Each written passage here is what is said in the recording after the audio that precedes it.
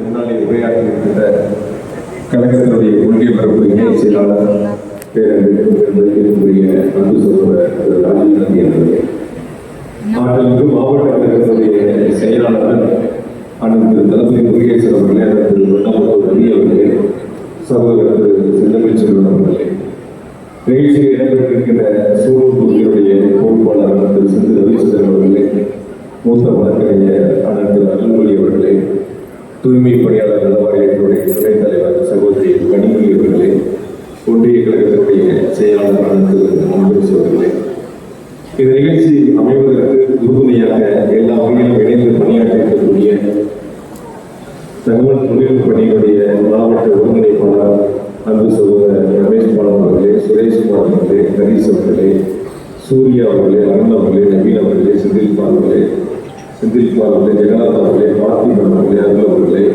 குரு சித்தார்த் அவர்களே, சகோதரர் திலீபன் அவர்களே, மணி அவர்களே, அவர்களோடு இணைந்து பணியாற்றக்கூடிய மாவட்ட தொகுதி பகுதி நகர ஒன்றிய பேரூர் மற்றும் சிறப்பாக செயல்பட்டுக் கொண்டிருக்கின்ற அத்துறை தகவல் தொழில்நுட்பங்களுடைய அனைத்து நிர்வாகிகளுக்கும் என்னுடைய அன்புள்ள வணக்கத்தை தெரிவித்துக் கொள்கின்றேன்.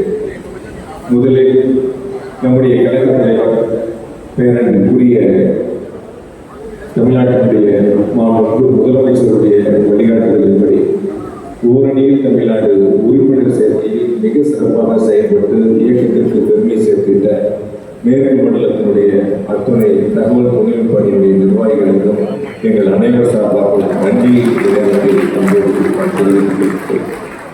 அந்த ஓரணியில் தமிழ்நாடு உறுப்பினர் சேர்க்கை மிக சிறப்பாக வெற்றி அடைந்தது என்று சொன்னால் அதற்கு காரணம் தகவல் தொழில்நுட்ப பணியுடைய நிர்வாகிகள் உங்களை வழிநடத்தக்கூடிய மாநில செயலாளர் ஆற்றலுக்கு தொழில்துறை அமைச்சர் பேரவைக்குரிய அன்பு சகோதரர் திரு டி.ஆர்.பி. ராஜா அவர்கள் உள்ளபடியே பல்வேறு முறை காணொலி வாயிலாகவும் நேரடியாகவும் கூட்டங்களை நடத்தி அந்த ஊரணியில் தமிழ்நாடு உறுப்பினர் சேர்க்கையை மிக சிறப்பாக செய்து முடித்து அதிலும் குறிப்பாக அது நிறைவேறுகிற பொழுது ஒவ்வொரு தொகுதிகளுக்கும் ஒரு ஆரோக்கியமான போட்டியை உருவாக்கி எந்த தொகுதியில் அதிகமான உறுப்பினர்கள் சேர்க்கப்பட்டார்கள் என்று போட்டி போடக்கூடிய அளவிற்கு பூத்து கமிட்டியை ஒருங்கிணைத்து தகவல் தொழில்நுட்படி மிக சிறப்பாக செயல்பட்டது. அதற்கு இந்த நேரத்தில் அந்த செயல்பாட்டினுடைய வேகம் வெற்றி வரக்கூடிய 2026 தேர்தலிலும் எதிரொலிக்க வேண்டும்.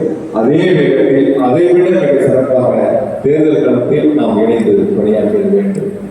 பொதுவாக சட்டமன்ற தேர்தல் நாடாளுமன்ற தேர்தலை பொறுத்தவரை கழகத்தினுடைய பணிகள் களத்தில் ஆற்றக்கூடிய பணிகள் 50 விழுக்காடு என்று சொன்னால் சமூக வலைதளத்தில் ஆற்றக்கூடிய பணிகள் 50 விழுக்காடு.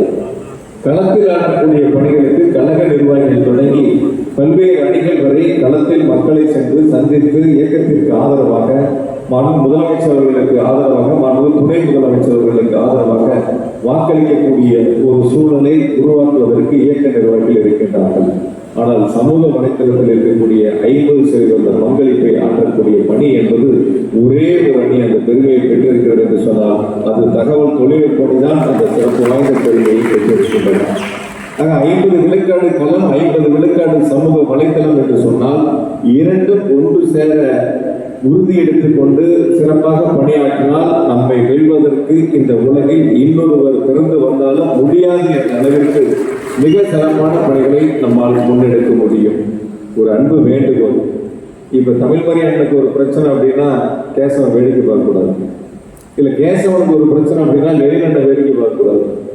இது ஒரு சில இடங்கள்ல நம்ம அவங்களுக்கு தானே சிக்கல், அவங்கள பத்தி தானே சமூக வலைதளத்துல எதிரணியில எதிர்முகாமல் இருக்கிறவங்கலாம் வசப்பாடுறாங்க, நம்மையே அதுக்குள்ள போகணும் அப்படின்னு நினைச்சோம்னா அது நாம் இயக்கத்திற்கு செய்கின்ற ஒரு ஆதரவாக இருக்காது.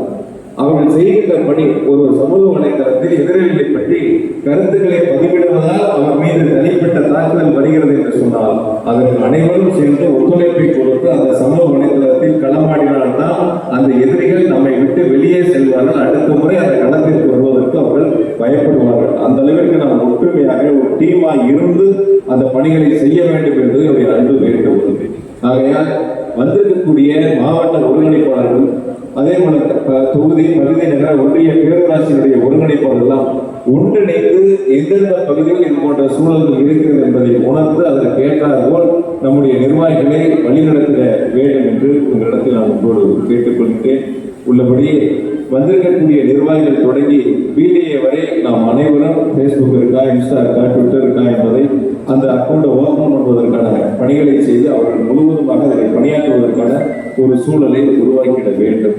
அதே போலதான் நம்முடைய மேற்கு மண்டலத்தில் இருக்கக்கூடிய வாக்குச்சாவடிகள் குறிப்பாக ஒரு தொகுதிக்கு இருக்கக்கூடிய பூத்துகளை நாம் கணக்கெடுத்து அதில் பணியாற்றக்கூடிய உதாரணத்திற்கு சூலூர் தொகுதி என்று சொன்னால் அந்த சூலூர் தொகுதியில் இருக்கக்கூடிய பூத்துகளின் அடிப்படையில் நாம் 65 பிரித்திருக்கின்றோம்.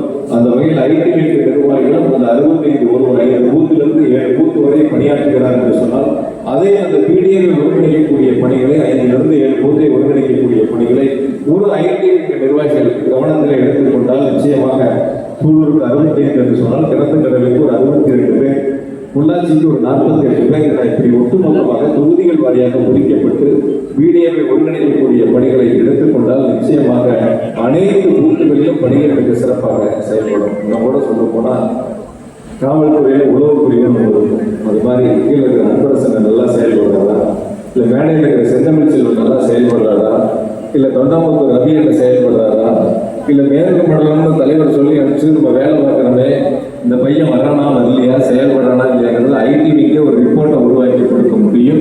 அந்த அளவுக்கு திறமை உங்கள் இடத்தில் இருக்கிறது.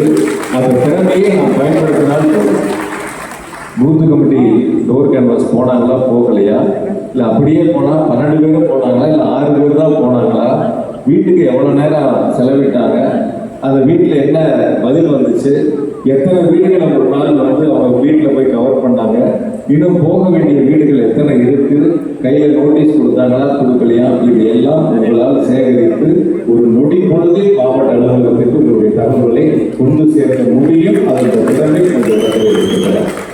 அதனால ஐடிவிக்கு ஒரு என்ன சொல்றது ஒரு உளவுத்துறையாகவும் நாம் எடுத்துக்கொள்ளலாம்.